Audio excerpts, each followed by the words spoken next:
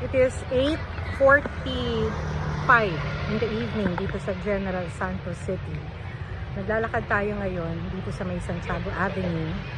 Wala raw kuryente sa buong syudad. Maliban na lang, may mga tindahan, may mga department stores na may mga generator, kaya meron silang ilaw.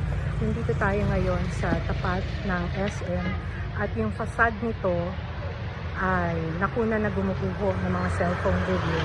So hindi lang makunan sa ngayon, hindi makukunan ng cellphone, masyadong madilim, kahit na yung department store ay nagbukas na ng kanilang ilaw using their generator sets.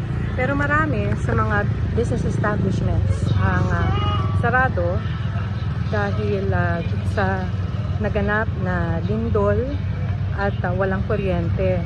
May mga tao pero hindi ganun karami. Karamihan, ang sabi sa atin ng mga nakausap natin, karamihan dun sa mga residente rito ay nasa loob ng kanilang mga bahay. Wala yung mga sitwasyon kung saan sa sobrang takot ay nasa labas na sila ng bahay na tutulog. May pailan-ilan lang na tumatambay sa may kalsada. Nakaranas daw kasi sila ng mga aftershocks the whole day.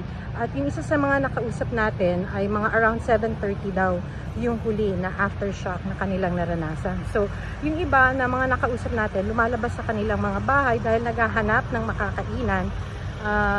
May nakita tayo kanina na mga fast food restaurants na bukas, pero pailan-ilan lang, tapos mahaba daw yung pila.